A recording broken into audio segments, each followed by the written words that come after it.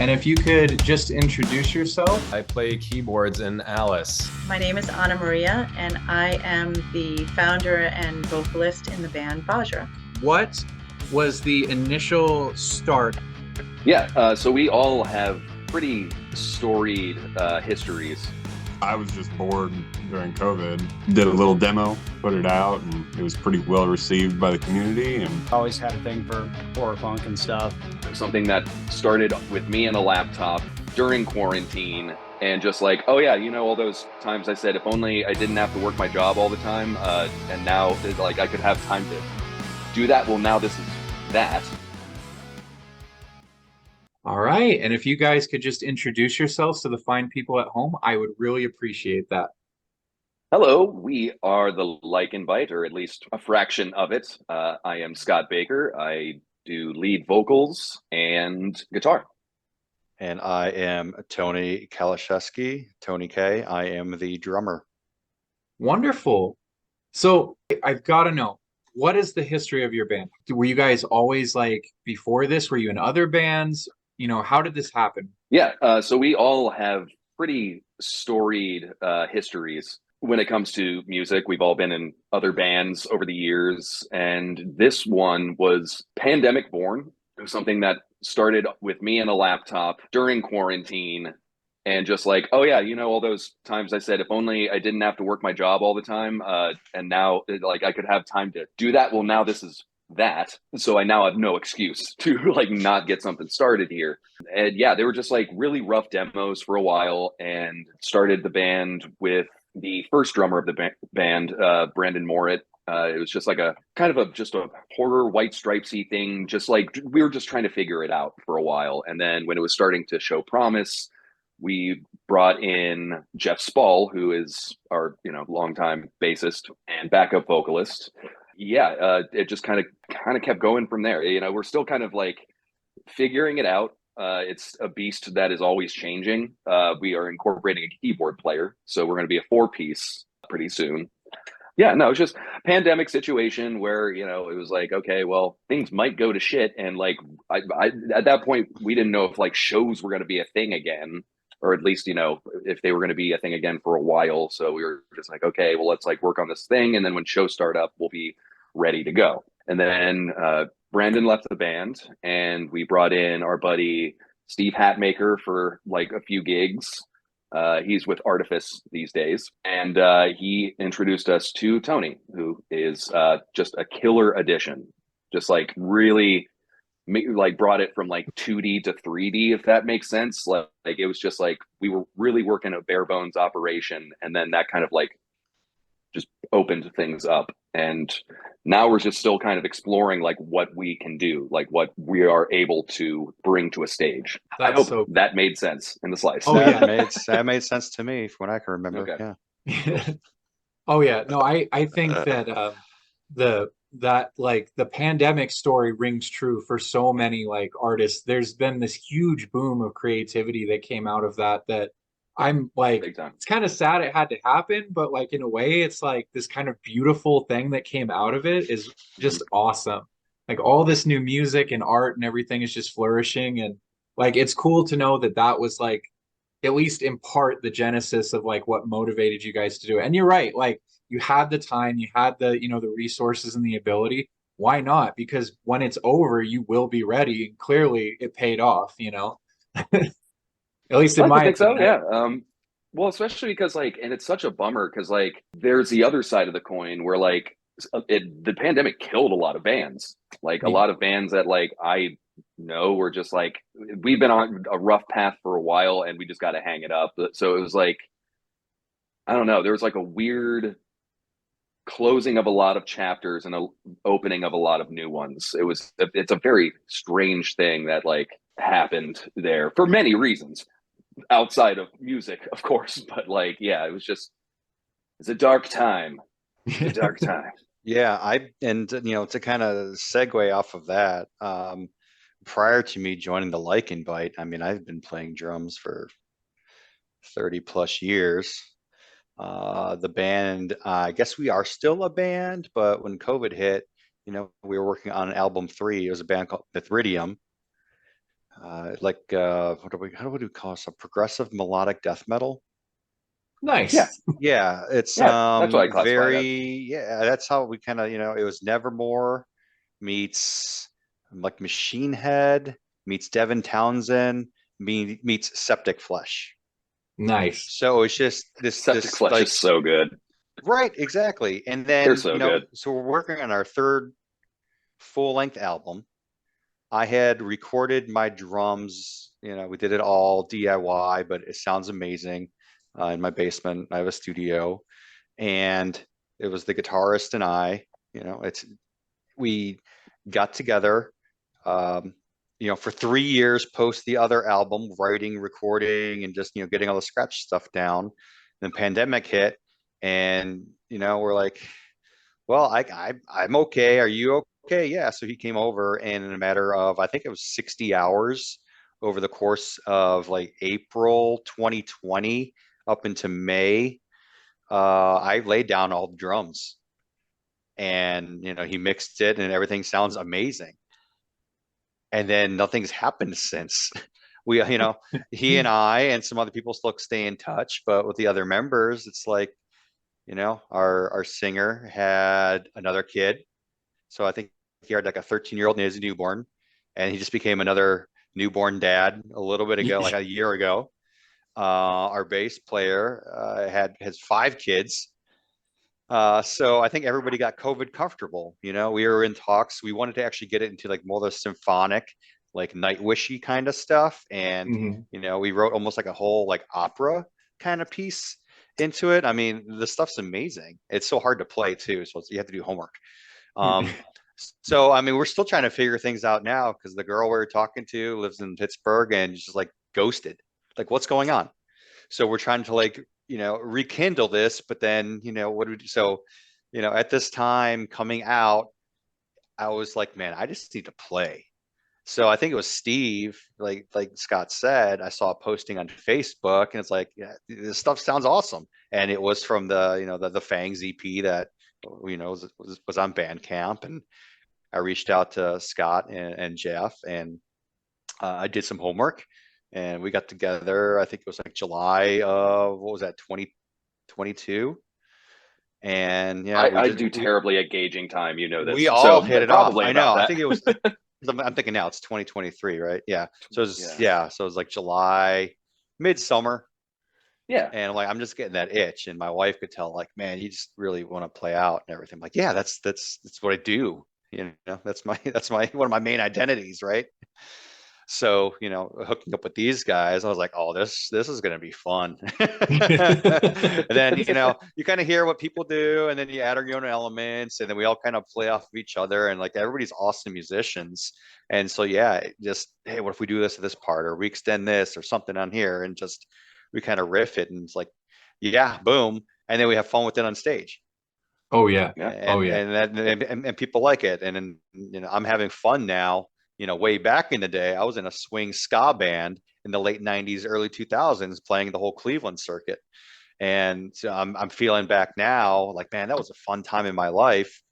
I'm kind of feeling back into that with LYCAN BIT. Just have fun, just leave them wanting more, just show up, give it all.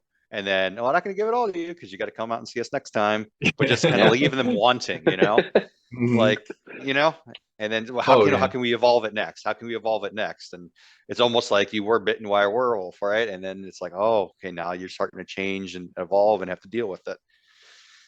The LYCAN BIT. Yeah.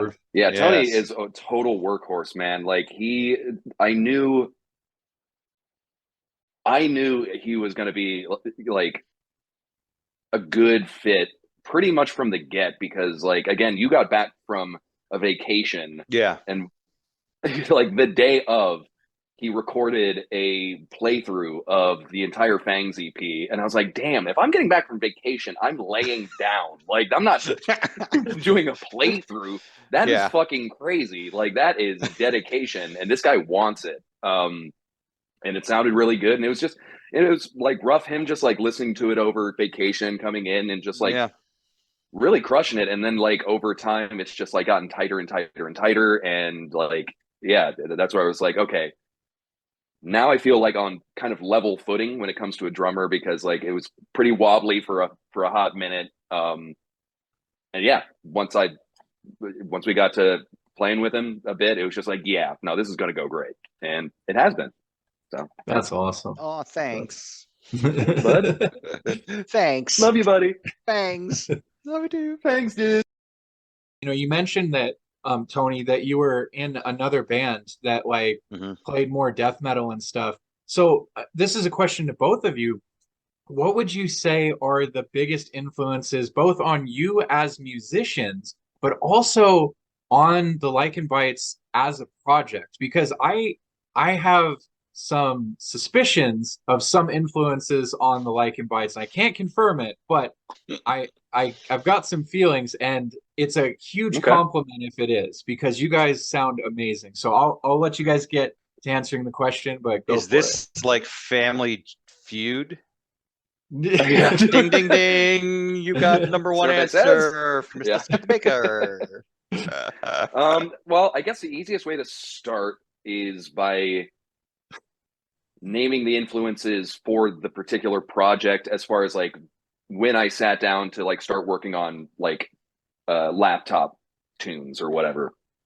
I wanted to, capture a lot of stuff. Again, I have wicked ADHD, and because of that, not only is my concentration and focus all over the place, my musical interests are also all over the place. So for this, I came from a project before called Pseudo Sentai. It was like a Power Ranger themed prog rock band.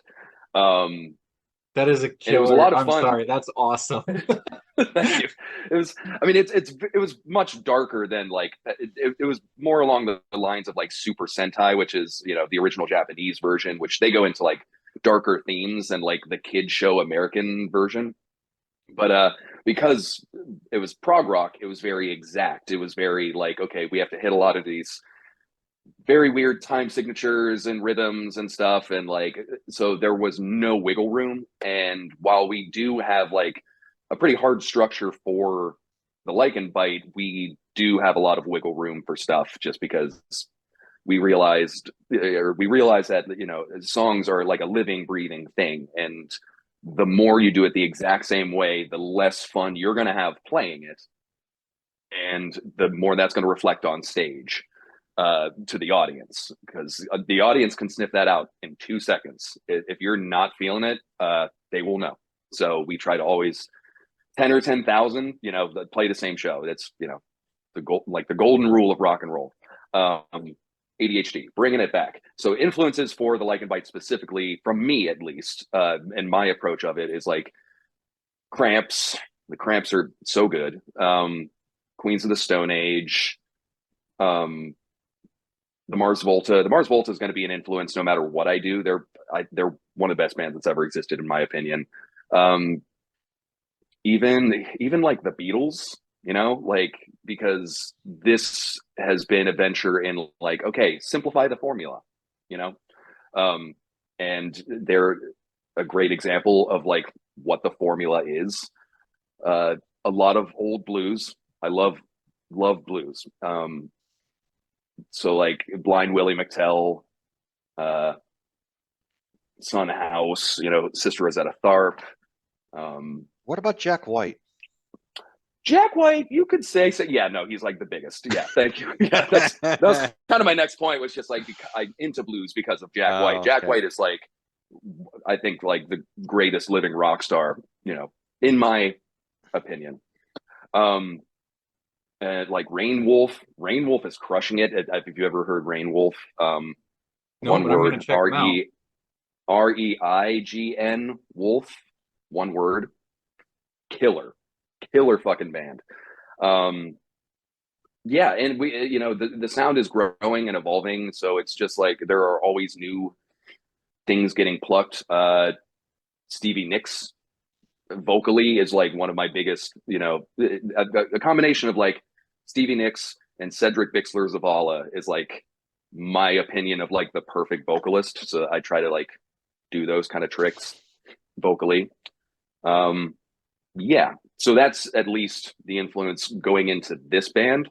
Overall, my influences, well, all those things are included, but then you got like, you know, System of a Down, you got Tenacious D, you got hell, Insane Clown Posse at one point I was huge into, and they kind of like introduced me to what the concept album is, because I discovered them a really long time ago. Man, Nick Lutzko. We were lucky enough to play with Nick Lutzko at the Cleveland House of Blues, and that was That's so huge cool. because he was one of my biggest influences, like around quarantine time, because he was doing some wild stuff and it was very funny but very skilled and very good. And he's if you haven't heard Nick Lutzko, I absolutely get into Nick Lutzko. He's amazing. Let's go crazy. Let's go crazy. Yeah, no, I have a massive list of influences that it'll take me forever to get through. It's one of those like, who am I not influenced by kind of things.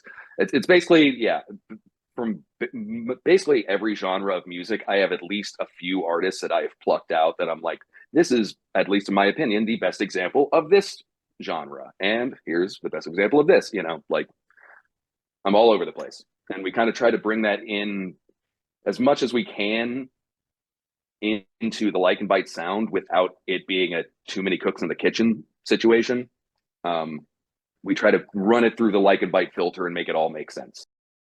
So for the Like and Bite, I think I just bring in the grab bag of everything I've ever done in my life to kind of play to what sounds good. I'm a metalhead since I was 6 years old, but having taken drum lessons for like, let's see, I said I've been playing 30 years. I think I took it for maybe 11, 12 years. Actually started as like a music major in undergrad. So yeah, playing all the different genres. Yeah, it's just kind of bringing it in. In the 90s, everyone was getting into like grunge and all that. I was getting into like Morbid Angel and Deicide, and through high school getting big into Dream Theater, and then you know the 2000s hit, and it's like the European power metal, melodic death metal stuff, black metal, all that, because it's all centered around the drums. I think, you know, as the pulse, everything goes. So I try to bring some of that bite into the Like and Bite. But for me personally, I think three individuals have helped me kind of define my style, and it's kind of all over, but it's definitely Neil Peart from Rush, Mike Portnoy from Dream Theater, and Gene Krupa from the big band days, because it was the drums were the center focus, right? So everything just kind of is the big amalgamation into what I am right now. And I think Rob Zombie also comes into play there too. I was literally about to bring that up. I was like, I kind of forgot the biggest one. You forgot about the Rob Zombie. The biggest one. I was trying to rein you at his in. concert a couple of weeks. You got to hurt you in, kitty cat.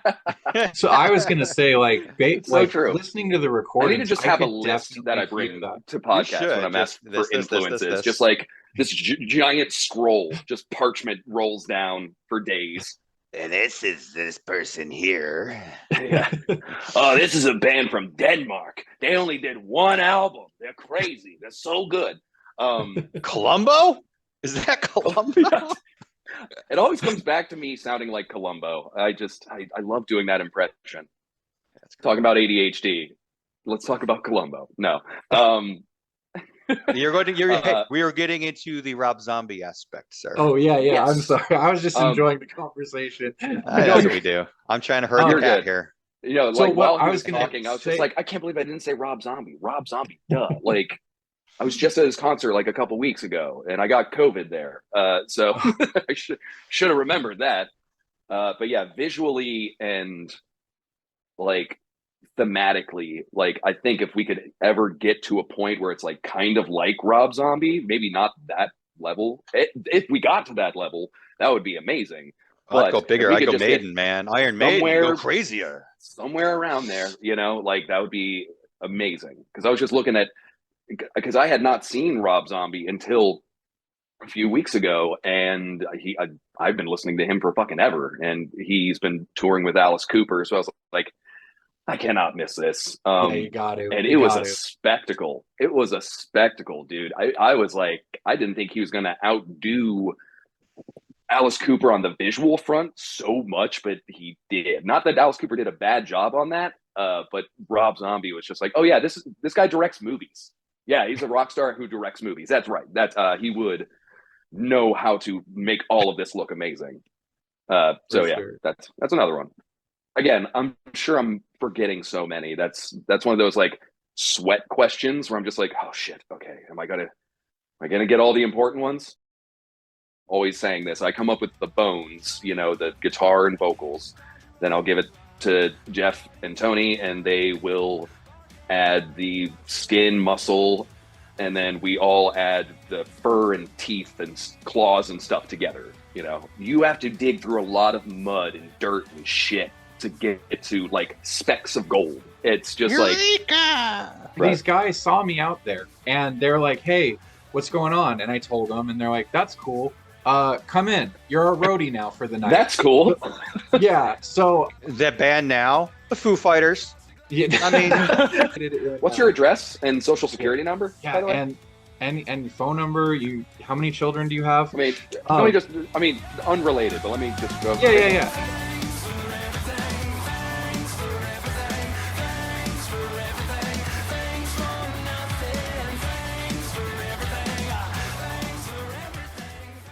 So, are there any bands that you have played with, or that you would very smooth transition, or that you are going to be playing with that you guys would like to give a shout out to? Oh man, so many. Again, this is like one of those like, who are your influences? The questions. It's like, who are you currently like super like into and respect? It's like, oh man, that is a large list. Well, right now, my buddies, we don't have a show planned with them or anything, but my buddies in Good Reverend are putting out a phenomenal record called Deliverance. They just started their tour. It will be over by the time that this airs, but they are a phenomenal Columbus band. The most like solid version of like DIY that I've seen and like have the pleasure of knowing. I've known a couple of the dudes in the band since like high school, middle school. They're absolutely like that's another band that like I really respect their aesthetic choices. They are very good at packaging, like they understand what their vibe is about. They're very, very awesome. As far as bands we're going to be playing with, we're playing with Gelatinous Cube for their album release coming up. They are solid band. And then we're playing with Electrocult Circus soon. They are rad. A Tiger Made of Lightning. I'm just naming a lot of Columbus bands right now. Charming Disaster. They're another awesome one.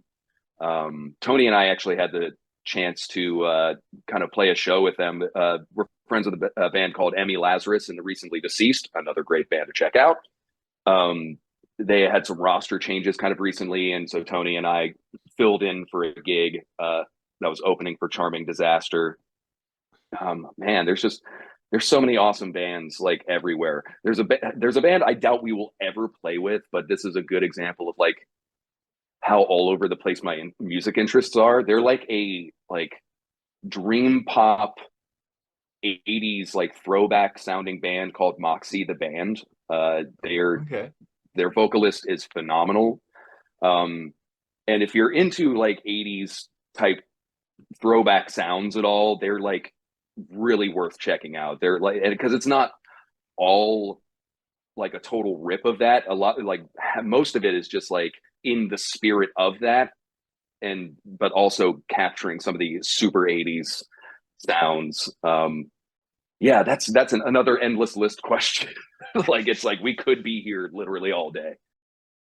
Okay, so now that we've kind of done the shout outs and things like that, everyone go check out these local bands that they've been talking about. If they're giving them props, they probably deserve it. Like I know the music scene there is pretty crazy, and so like you should definitely go check these bands out. There's also so many we're forgetting is the thing. Oh yeah.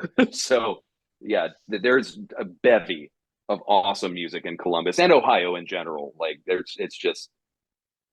it's very, very rad. Oh yeah, yeah. Um, so I want to say this before we do the closer, guys. They've got a Bandcamp and they've got this killer EP on it. It's called Fangs. I want you to go and check it out. Like it's a really really cool EP that they've got out. They've got some singles out as well. You should definitely check out. But like I fell in love with the EP. That was the first thing I heard from them. And you're not going to get great music. I mean, these guys maybe you'll get it for free, but I'm suspecting, as always, musicians need to get paid for what they're doing. You know, they do it because they love it, but the money that comes in from like buying records or buying, you know, digital downloads or whatever, it really helps these bands kind of, you know, keep the momentum going because they're people, they've got bills and stuff and outside of, you know, the music life.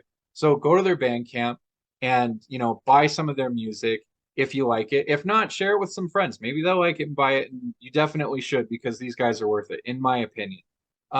Is there any other like social media stuff or anything you want to direct, you know, the audience to, you know, as we're kind of closing out here? Any events or any like anything like that as well? So by the time this comes out, we don't have anything booked that far. But by the time this comes out, our new EP will be out. It's called the Fangs EP. You were just talking about that. Full Moon. The Full Moon EP, F as in FOOL. Oh, Full cool. Moon. It's another quick, you know, like 5-song EP. We've working in EPs has been working for us. So like because we get asked about doing like a full length all the time, and it's just like, first of all, it takes longer to do that. Second of all, I see the numbers on Bandcamp and people's attention spans, and I get it. I have ADHD. I understand completely, but like after the first like 3 songs, you see a drop off. So it's like, okay, well, if we keep it at like 3 to 5 songs, leave people wanting more, then like I think that's the way to go. So until like we're having people demand aggressively that we do a full length like LP situation, we're good on with EPs. Socials. So we're on like all the big ones, you know, like we're at the LYCAN BIT for everything. So if we're on it, it's at the LYCAN BIT, one word usually. And yeah, we're out there. We're on LYCANBIT.com. We do have thank you, Tony. We do have a .com now, which I constantly forget about because I did it in a ADHD hyper focus like slew of 5 hours where I was just like, I'm always talking about how we need a .com. We don't have a fucking .com. Here we go, and it's just like it's like fine, now we have it. It's a perfect example of ADHD because the whole reason I started it was because we didn't have an EPK, an electronic press kit, which you need to like send to venues and all this stuff. And I was just noticing a lot of bands have their EPK on their page. And I was just like, this is why we need a .com. This is why we need a goddamn .com. And then just like blew through it. So I always forget we have it. The LYCANBIT.com, at the LYCAN BIT for socials or like YouTube and stuff like that. We have the Craters video out there. We also have a video for the song Fangs from the Fangs EP. Our video for Quit Burning Witches will be out by this point. Hopefully Fever Sweats will also be done. I do want to do a video for that. But you know, it's hard to with schedules and like living in COVID times. Sometimes you have to push shit back because of sickness. So, you know, hopefully we will have all the things that we want to have out by the time this airs, and we'll as well as that animated thing, or not animated thing, that comic thing, I believe, right? Yes, good call. It's a Black Marrow.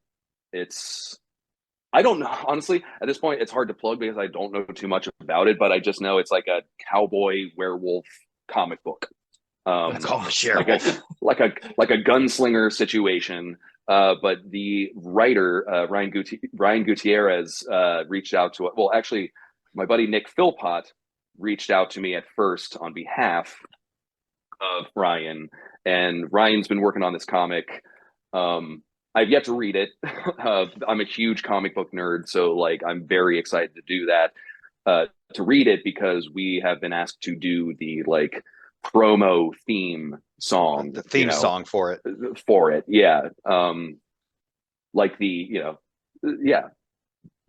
what would be the title, soundtrack song or whatever of what would be a movie but is a comic book.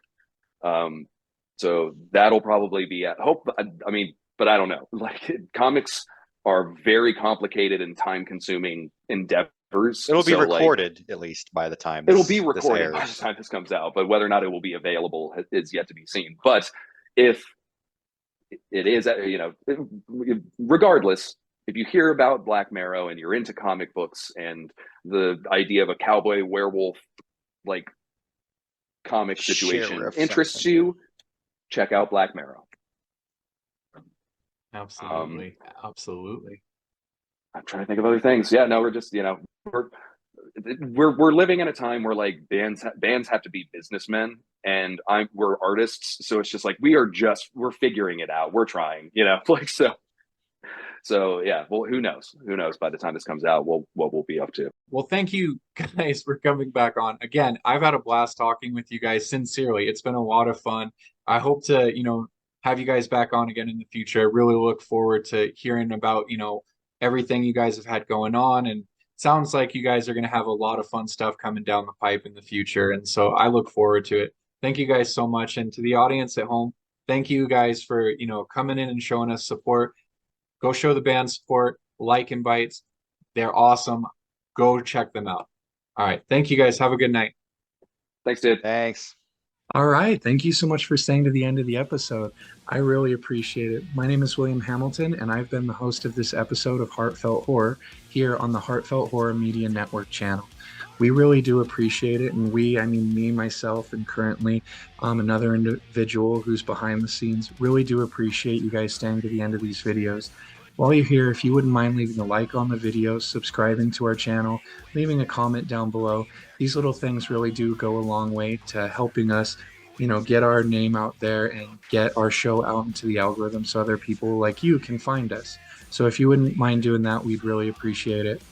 Also, if you're looking for other ways to support the show, we have a Patreon. The link for that is going to be down here.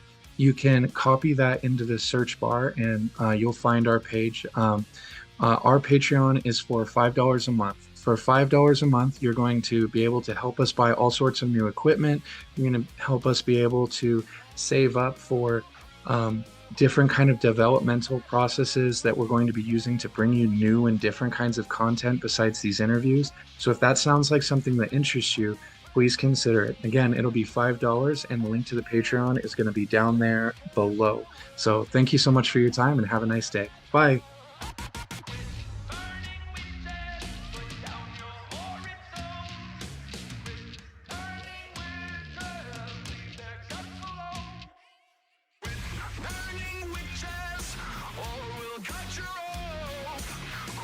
Burning witches, leave their guts alone.